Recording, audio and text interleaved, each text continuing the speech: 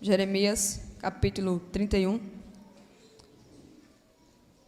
e o versículo 17, para a glória de Deus.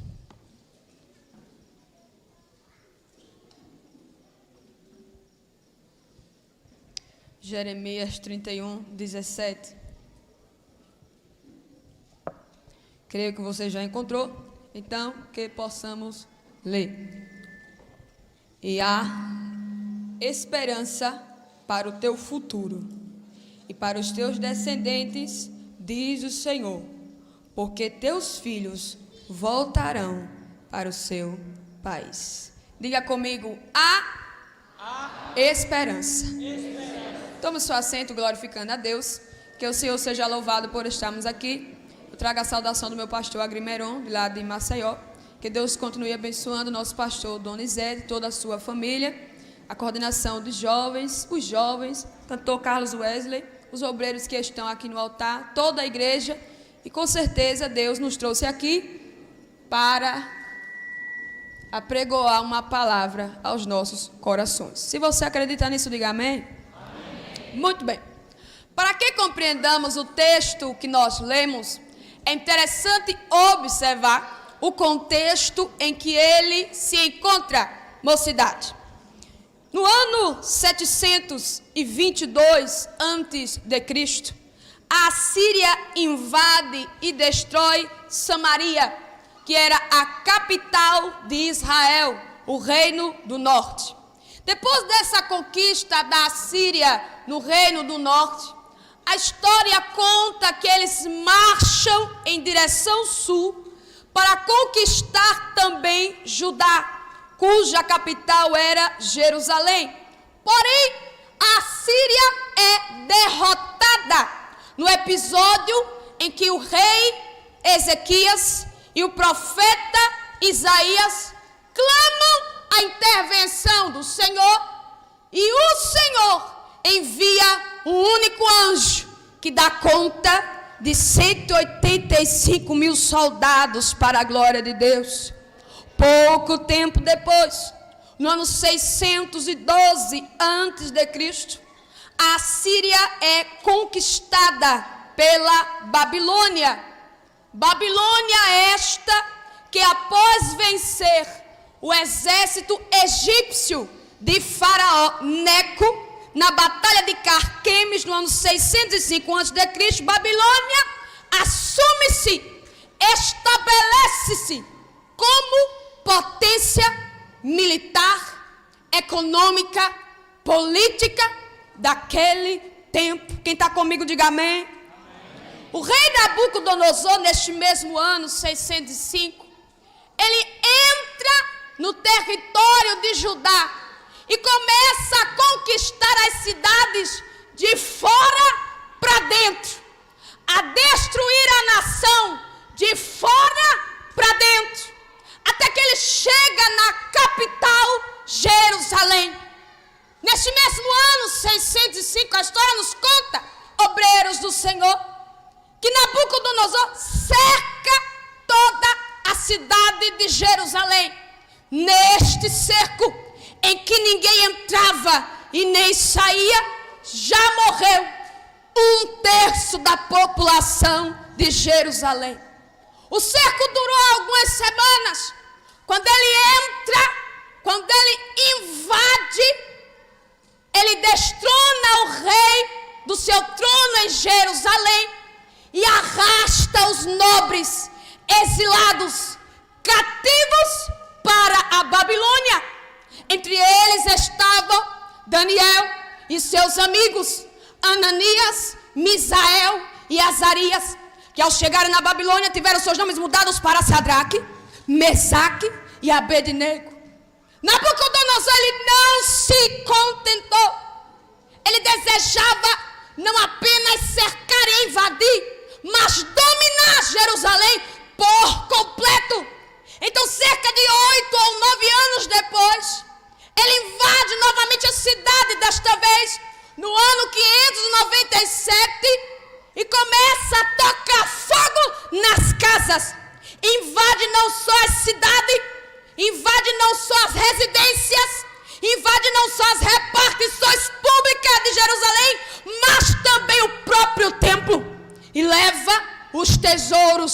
de ouro, de prata e de bronze, tudo que tivesse de riqueza em Jerusalém, ele leva como despojo, como tesouro para a Babilônia.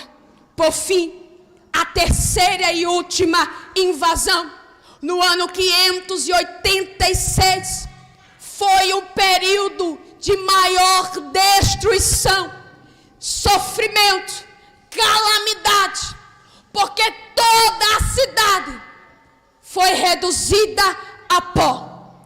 Toda a cidade foi reduzida a pedras. Não restou nada. 1/3 da população já havia morrido de fome. Agora outro terço da população vai morrer pela espada. E o outro terço que ficou, ou foi deportado ou ficou na miséria e na pobreza em Jerusalém. Tá ruim de dar glória, né? Vai melhorar. Eles vão andando para a Babilônia. Não fica olhando para mim com essa cara de paisagem, não, pelo amor de Deus. Será que você consegue ver os judeus enfileirados, algemados pelas mãos, com mordaça na boca? A história diz que alguns foram presos pelo pescoço e arrastados rua fora. Imagina eles com a cabeça baixa, um passo de cada vez, um passo após o outro, levando a zombaria das nações. As nações olhavam para eles e diziam: olha o povo do Deus vivo, olha o povo do templo de ouro, olha o povo da arca da aliança, olha o povo de Deus, olha o povo escolhido de Jerusalém. Eles sofreram o opróbrio, o sofrimento, a desgraça, a vergonha, o desprezo e tudo quanto havia sido profetizado, com a cabeça baixa, com vergonha, sofrendo, lamentando. Vai a filhinha dos judeus, os homens, suas mulheres, seus filhos, suas filhas, idosos, recém-nascidos, criança de colo, indo para a Babilônia. Aí vem Jeremias. Jeremias se senta lá, imagino eu, e começa a chorar por Jerusalém, e começa a chorar pelo seu povo, e começa a chorar pelos seus compatriotas. Aí vem a palavra de Deus sobre Jeremias e diz: escreve aí, vocês estão sendo levados cativo, e é por conta dos seus próprios pecados, mas se vocês abandonarem seus maus caminhos e se voltarem de volta para mim, escreve aí, Jeremias, a esperança, a esperança, a esperança, a esperança para o teu futuro. O que é preciso fazer para que haja esperança para aquele povo? Está escrito no livro das Lamentações de Jeremias: ponha a boca no pó, talvez haja esperança. Eu vou repetir porque essa igreja não escutou. O que era preciso para haver esperança para Jerusalém? Jeremias escreve nas suas Lamentações: ponha a boca no pó, talvez haja esperança. Será que você está entendendo? Se há arrependimento, há esperança. Se abandonassem seus maus caminhos, havia esperança. Se voltassem para o Senhor, havia esperança. Mas eles precisavam se arrepender, abandonar os seus maus caminhos, se purificar outra vez e se voltar para o Senhor. Então haveria esperança. Se nós voltamos um pouco do versículo 17 que nós lemos, quem está com a Bíblia aberta? O versículo 15 vai declarar o choro dos exilados. Assim diz o Senhor: uma voz se ouviu em Ramá, lamentação, choro amargo. Raquel chora seus filhos, sem admitir consolação por eles, porque já não existe. No versículo 15, é o choro pelos levados cativos. No versículo 15, é o choro pelos levados exilados. Aí vem o versículo 16, e eu não aguento essa palavra. Assim diz o Senhor: reprime a voz de choro, reprime a voz de choro, reprime a voz de choro e as lágrimas dos teus olhos. Por quê? Porque há galardão para o teu trabalho. Que trabalho é esse? Que trabalho é esse? Era o trabalho dos pais em contar para os filhos que não entendia por que Deus permitiu aquilo, o que estava acontecendo. Quando o garotinho e a mocinha inocente olhasse para papai, mamãe, vovó, sacerdote, rei, príncipe, levita, os adultos que pecaram contra o Senhor, as criancinhas olhassem sem entender: mamãe, por que Deus está permitindo isso? Deus não é bom. Papai, por que Deus está permitindo isso? Deus não é bom. Esse é o trabalho que é a galardão. É os pais contarem para os filhos: Deus está permitindo isso porque mamãe pecou diante de Deus. Deus está permitindo isso porque papai pecou diante de Deus. E uma vez que eles contassem a história, o motivo, a causa de Deus está permitindo todo aquele sofrimento, conforme eles fossem contando, confessando, ia gerando arrependimento no coração, ia gerando arrependimento na alma, ia gerando arrependimento no espírito. Você está entendendo? Só há esperança para quem se arrepende, só há esperança para quem abandona seus maus caminhos, só há esperança para quem se volta para o Senhor. E quando as criancinhas ouvissem o que Deus estava permitindo por conta do pecado, eles iam dizer: eu não quero pecar contra esse Deus,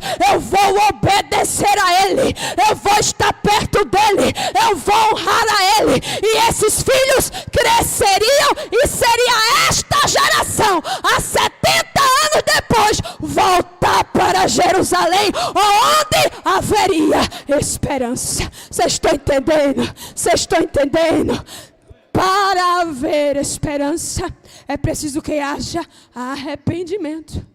Para haver esperança, é preciso que abandone os seus maus caminhos. Para haver esperança, é preciso que se volte para o Senhor. Só assim, só assim haverá esperança. Me ajude nessa noite, por favor. Como ter esperança? Se eles, caminhando para a Babilônia, olhavam para trás e viam sua amada cidade, pedra sobre o pó. Como ter esperança? Se quando eles estavam sendo arrastados para a Babilônia, eles viam os corpos no chão. Como ter esperança? Se eles não viam absolutamente nenhuma perspectiva de futuro. Como ter esperança se não estavam vendo nada? Como ter esperança se toda a circunstância dizia que não? Como ter esperança se todo o contexto dizia que estava perdido? Acontece que a palavra esperança, diga comigo, mocidade, esperança. Está muito ruim para um congresso desse tamanho. Diga esperança. Palavra de origem hebraica, torrelet, que significa esperar. Oh meu Deus. Significa aguardar. Significa esperar. Vou repetir. Significa aguardar. Significa olhar para algo, não ver nada, mas mesmo assim esperar alguma coisa daquele futuro que está escuro, daquele futuro que está tenebroso, daquele futuro sem perspectiva. Isso é esperança. É olhar para onde não se vê nada e mesmo assim esperar alguma coisa. Onde não se vê nada, onde não há perspectiva, onde não há esperança. Isso é esperança. É olhar para onde não há nada, onde não há saída, onde não há perspectiva, e esperar alguma coisa. Eu preciso que você compreenda isso nesta noite. O que é esperança? Do hebraico torelet, esperar. Agora entenda, não é esperar para onde você está vendo algo. Isso não é esperar. Você já está vendo. O Novo Testamento explica isso. Quem espera o que vê, isso não é esperança. Mas quem espera o que não vê, com paciência o espera. Isso é esperança. Esperança não é olhar para onde está dando tudo certo e esperar alguma coisa. Isso não é esperança. Você já está vendo. Esperança é olhar para onde não há nada e mesmo assim esperar. Dali vai sair alguma coisa. Isso é esperança. Aí você olha para mim e diz: mas peraí,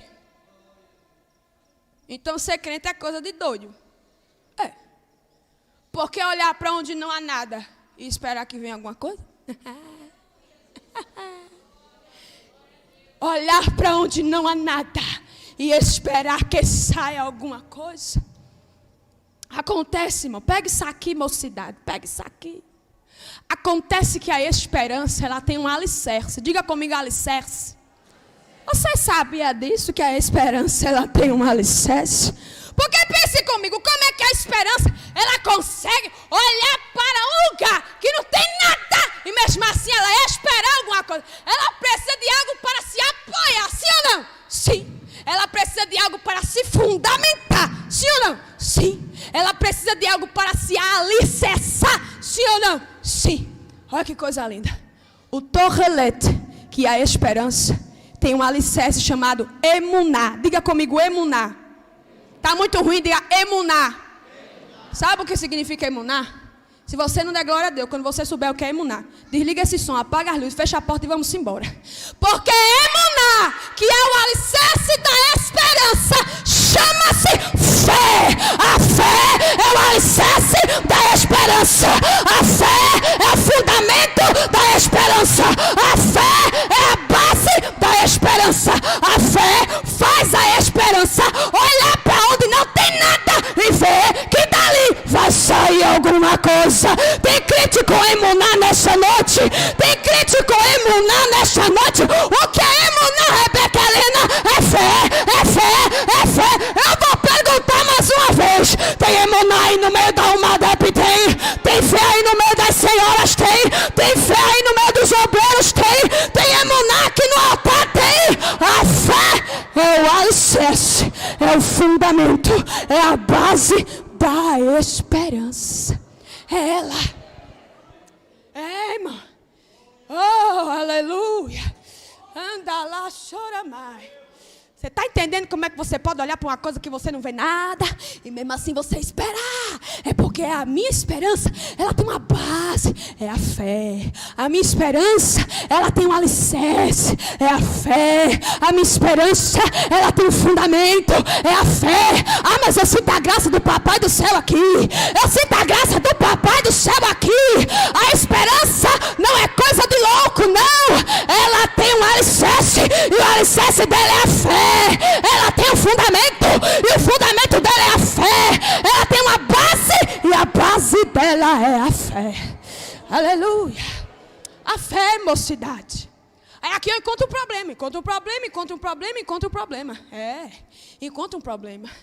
Quando Israel perde a fé, perde a esperança, sim ou não? Quando Israel perde a fé, perde a esperança, sim ou não? Como é que a esperança vai esperar de um lugar que ela não está vendo nada? Que vem alguma coisa dali, que vem um futuro dali, sem a fé como alicerce. Ela não consegue. Logo, para você perder a esperança, basta perder a fé. Israel perdeu a esperança, porque perdeu a fé.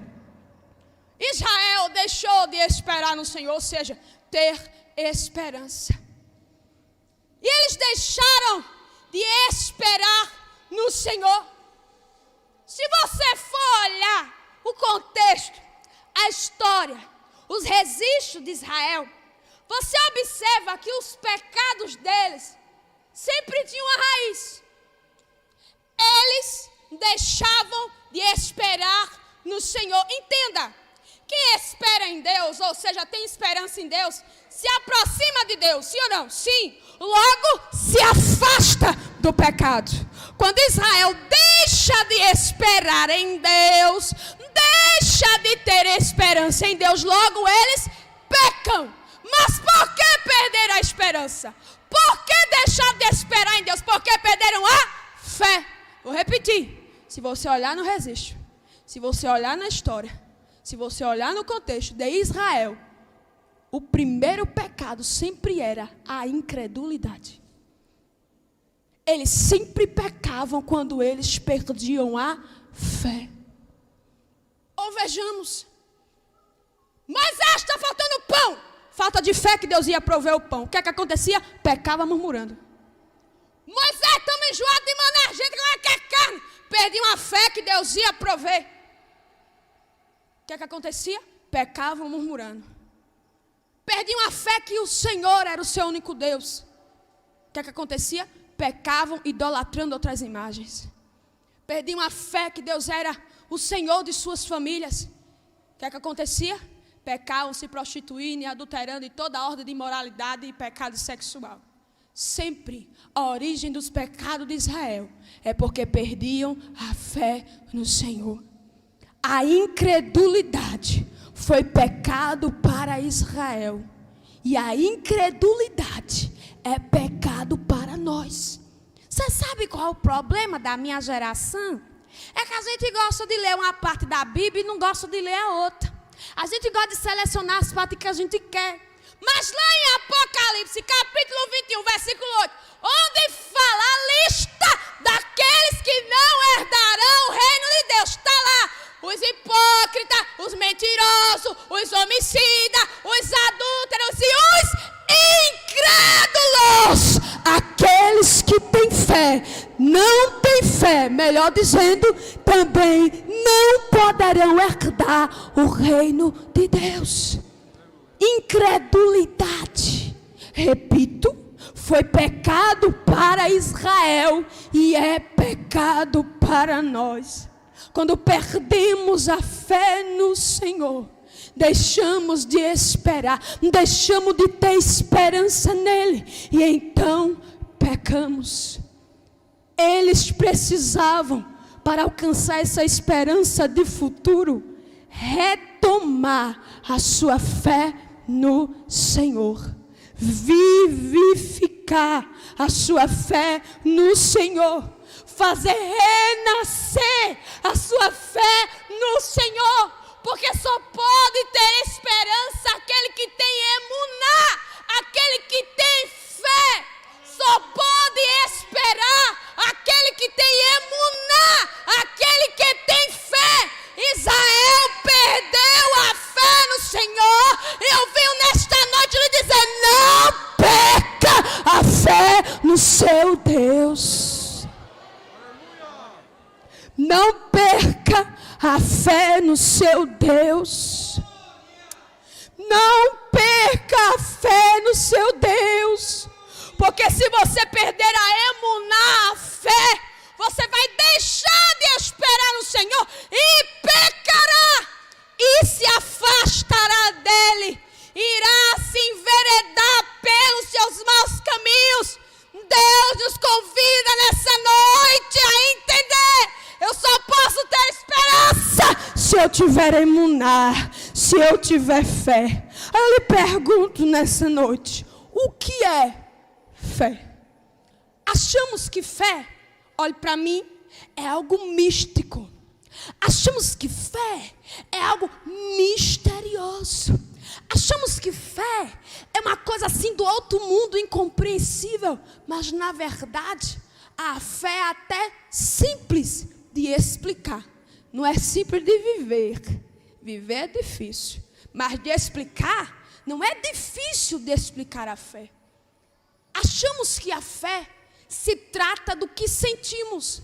Veja se você concorda comigo. Está tudo bem, eu me sinto bem, tenho fé em Deus. Mas quando as coisas estão mal, muitas vezes perdemos a fé em Deus. Está tudo dando certo, eu tenho fé em Deus. Mas quando parece que o mundo vai cair na tua cabeça, tu perde a fé em Deus. Porque nós achamos que fé é sentimento. Mas a fé não se trata daquilo que eu sinto. A fé se trata daquilo que eu sei. Vou repetir. A fé não se trata daquilo que eu sinto. A fé se trata daquilo que eu sei. Você há de concordar comigo nessa noite. Se a minha fé for baseada naquilo que eu sinto, que fé fraca. Se a minha fé for alicerçada naquilo que eu sinto, que fé fraca. Porque sentimentos humanos vêm e vão. Sentimentos humanos hoje é um e amanhã é outro. Ou você não é assim? Ou eu estou falando com super-homens e mulheres maravilhas? Ou nunca aconteceu com você? A diferença, irmão, sejamos sinceros. Sejamos sinceros. Tem dia que a gente estende a mão assim na montanha e diz: sai da frente, senão eu passo por cima. Mas tem dia que a gente olha no espelho e te converte, criatura. É assim ou não é, mocidade? É assim ou não é, igreja do Senhor? Temos dias e dias, momentos e momentos, sentimentos e sentimentos. Se a minha fé for baseada naquilo que eu sinto, a minha fé será fraca.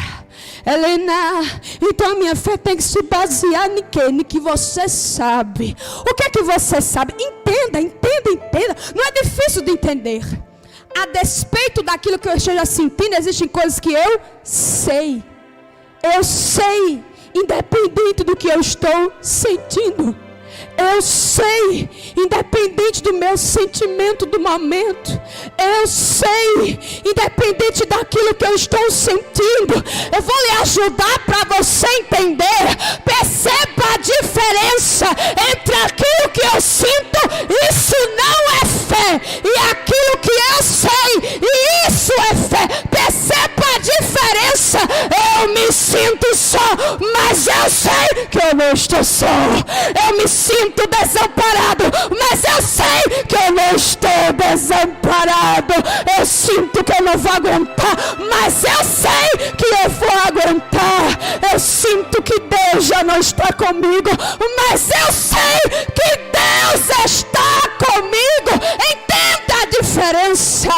Fé não é o que eu sinto, fé é aquilo que eu sei. É aquilo que eu sei. Nesta noite, Papai do Céu sentou você aí nessa cadeirinha, um bonitinho, um cheirosinho, arrumadinho, para ter uma conversa face a face com você. Ou como diria o nordestino, trocar 2 dedos de prosa, não trocar logo a mão toda. Que quando meu Deus senta alguém para falar, ele fala tudo. Papai do Céu sentou você para conversar e está dizendo: você sabe ou não sabe que eu estou com você? Ah, Deus, mas eu não estou sentindo. Não foi o que eu perguntei. Você sabe ou não sabe que eu estou com você? Ah, Deus, mas não é isso que eu sinto. Não foi o que eu perguntei. Eu não perguntei o que você está sentindo. Eu perguntei o que você sabe. Eu perguntei o que você sabe. Ou não sabe que eu estou com você? Ou não sabe que fui eu que tracei a tua história? Ou não sabe que sou eu que seguro na sua mão? Ou não sabe que fui eu que lhe sustentei até aqui? Ou sabe ou não sabe? Ou sabe ou não sabe? Agora eu quero ver, diante de tudo que Deus já fez na sua vida, diante de tudo que já aconteceu na sua história, você ter a ousadia de olhar na face de Deus e dizer a Ele que você não sabe que Ele está com você. Eu quero ver você ter a ousadia de dizer isso nessa noite. Diga para Ele que você não sabe que Ele está com você. Diga! Não vou dizer isso. Mas com as suas atitudes de falta de fé, é o que você quer dizer. Quando você se desespera, quando você se desespera, é você dizendo a Deus: eu já não sei que tu estás comigo. Não foi isso que eu quis dizer para Deus, mas parece que é o que você quer dizer. Ou você não sabe que Ele está com você? Ou você não sabe que foi Ele que traçou a tua história? Ou você não sabe que esse caminho já estava preparado por Ele? Ah, igreja, eu queria que você estivesse no meu lugar, para ver os olhos de alguns jovens começando a brilhar e as lágrimas querendo pular para fora dos olhos. É o papai do céu falando. Ou você não sabe que eu estou com você? Ou você não sabe que fui eu que trazia a história? Ou você não sabe que sou eu que seguro na tua mão? Ou você não sabe que sou eu que te sustento, independente daquilo que você esteja sentindo no momento? Deus quer saber daquilo que você sabe ou não sabe, que Ele está com você. Sabe ou não sabe? É porque a gente quer basear a fé nos nossos sentimentos, ou nas circunstâncias, ou nos recursos, ou nas situações. Mocidade, se tem uma coisa que eu aprendi em 6 anos de pregação, é que tem hora que se tu não tiver fé, tu vai empacar. Igual uma mula, ou vai desembestar que nem um cavalo. Ou empaca ou desembesta, mas não consegue andar no ritmo que Deus quer, se lhe faltar fé. E para isso, irmão, você vai ter que nesta noite parar de olhar para os seus sentimentos, para os recursos, para a circunstância e para a situação. Vocês lembram da pergunta que Jesus fez para os 2 cegos em Mateus 9:7? Quando 2 cegos chegam para ele e dizem: Senhor, tem compaixão de nós. Jesus olha para ele, irmão, faz a pergunta mais inusitada possível, meu pastor. Se eu tivesse no lugar de Jesus, tinha tanta pergunta para eu fazer. Me ajude, mocidade. Qual as perguntas que Jesus poderia fazer? Essa cegueira é de nascença ou é de um acidente? Uma boa pergunta, sim ou não? Quantos médicos vocês já procuraram para curar essa doença? Boa pergunta, sim ou não? Quanto dinheiro vocês têm na poupança para pagar um tratamento? Boa pergunta, sim ou não?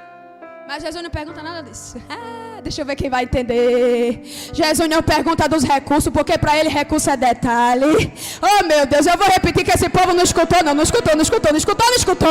Jesus não pergunta dos recursos, porque para Ele recurso é detalhe. Jesus não pergunta da circunstância, muito menos da situação, porque para Ele tudo isso é detalhe.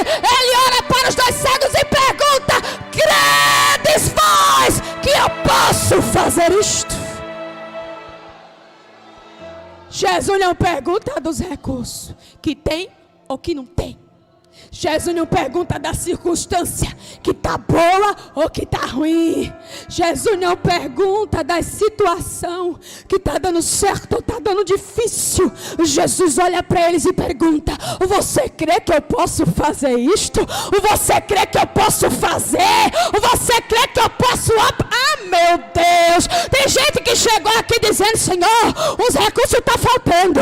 Senhor, a circunstância está complicada. Senhor, a situação está caindo na minha cabeça. Papai do céu está perguntando: você tem fé ou você não tem? Você tem fé ou você não tem? Credes vós que eu possa fazer isto? Ah, mas Ele quer saber da tua fé. Ele quer saber se você tem fé nessa noite. Não perde o fio do negócio. Eu só posso ter esperança se eu tiver emuná, fé. Então tudo está dependendo da minha fé, para que eu tenha esperança.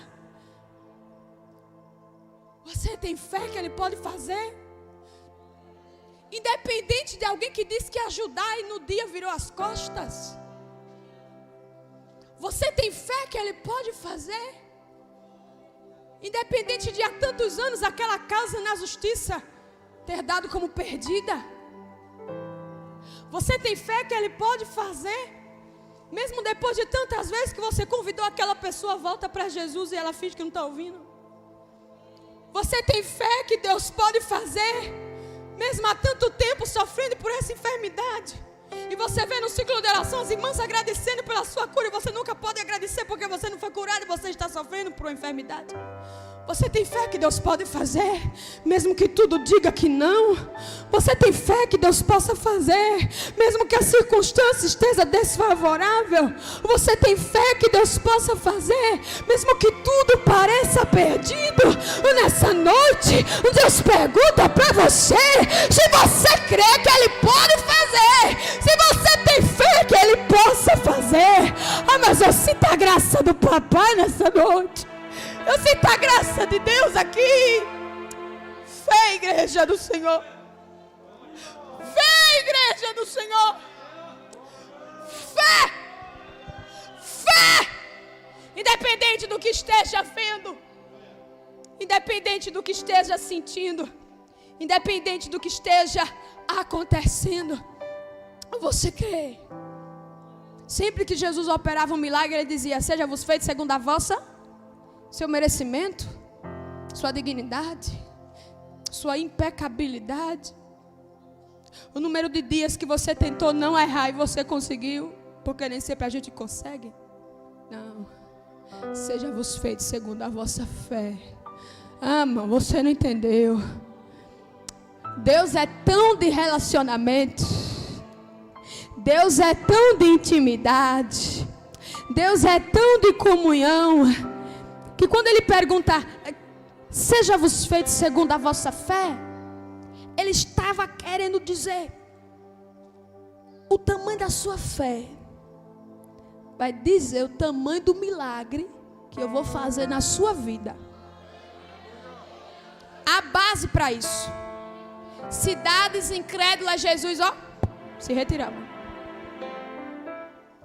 Cidades onde havia fé, Ele ficava 1 dia, 2 dias, 3 dias operando milagre. 1 dia, 2 dias, 3 dias operando milagre. 1 dia, 2 dias, 3 dias fazendo maravilha. Cidades incrédulas, Jesus se retirava. Mas cidades onde havia pessoas com fé, Jesus permanecia dias e dias fazendo milagre. O tamanho da fé que há dentro de você é o que vai condicionar o tamanho do milagre que Deus quer dispensar sobre você essa noite. Existem momentos que a circunstância diz que não, e você precisa ter fé. Olha só, se a emuná, que é a fé, é a base da esperança, para que eu possa esperar em Deus, se eu tenho fé, eu vou conseguir esperar em Deus. Como? Clamando. Clamando a Deus. Tem como clamar sem esperança? Consequentemente, não há como clamar sem fé. Só clama a Deus quem tem fé. Não estou falando daquela oraçãozinha que você dobra o joelho. Senhor, cheguei, levanta do joelho. Estou falando daquele clamor desesperado, angustiado, de quem precisa que Deus estenda a mão naquele momento. E só vai entender isso quem tem experiência com Deus. Só vai entender isso quem teve momentos com Deus. Só vai entender isso quem tem história com Deus. Momentos que a circunstância disse que não, que a situação disse que não, e você teve que elevar a voz com fé e esperança para clamar a Deus. Mocidade, vamos conversar? Ah, você pode olhar para mim, nossa, a Rebeca Helena, pregadora. Eu sou jovem como você, dependendo da sua idade, eu posso ser até sua irmã mais nova. Quem tem mais de 21 anos aqui?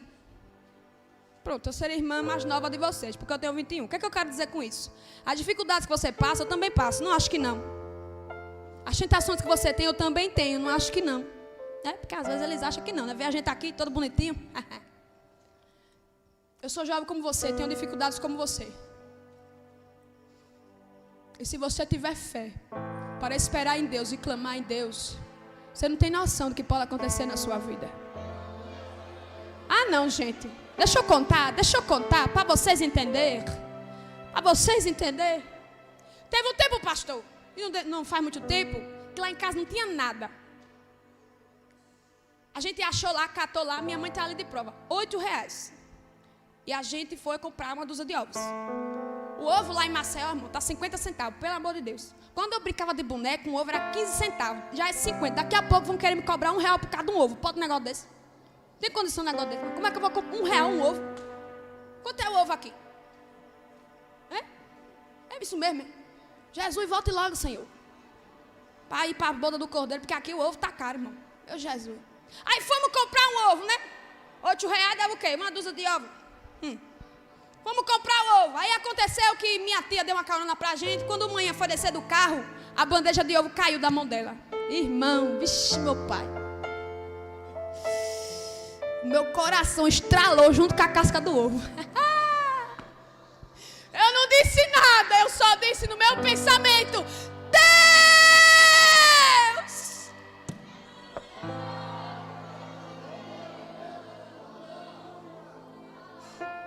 Eu peguei a minha torrelete, que é a minha esperança, apoiei ela na minha emuná, que é a minha fé, e eu clamei: Deus! Eu estava de um lado do carro, manhã estava do outro. Quando manhã desceu, a bandeja de ovo caiu e o meu coração estralou junto com a casca do ovo, e eu gritei: Deus! Aí eu fui lá, dei a volta no carro, e manhã levantou a bandeja do ovo. Não tinha quebrado um. Eu vou dizer de novo que vocês não escutaram, não. A não ser que você seja rico e coma caviar. Mas quem já passou a prova do cuscuz, quem já passou a prova do ovo, quem já passou a prova da creme crack, e sabe o que é procurar e não ter, e sabe o que é não ter nada na despensa, e colocar toda a sua esperança e toda a sua fé na bandeja de ovo. Eu vou repetir: a bandeja de ovo caiu e não quebrou o ovo. Me explique o ovo cair no chão e não quebrar.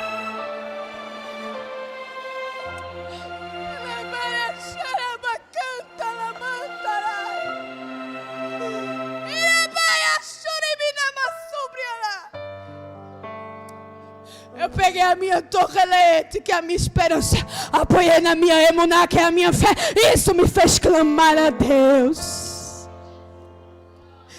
E Ele agiu por mim. E você, irmão, o que é que você precisa?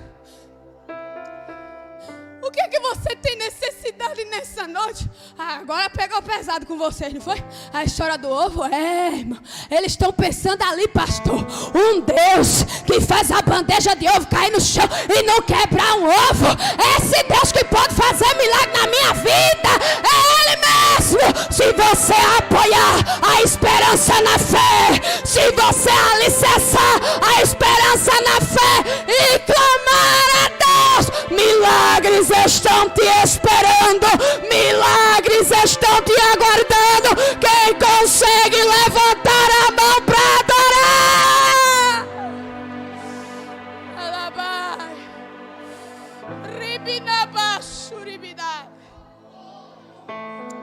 Quem consegue adorar aí? Eu não gosto desse negócio de esperar pro final do culto para adorar, não, viu? Adora agora.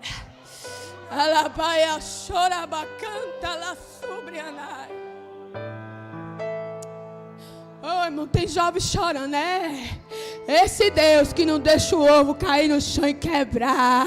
Esse Deus que está dizendo nessa noite: junta a esperança na fé, alicerça a esperança na fé, e você vai ver o que eu tenho para fazer na tua vida, e você vai viver para contar o testemunho. Junte a torrelete na emuná, junte a esperança na fé.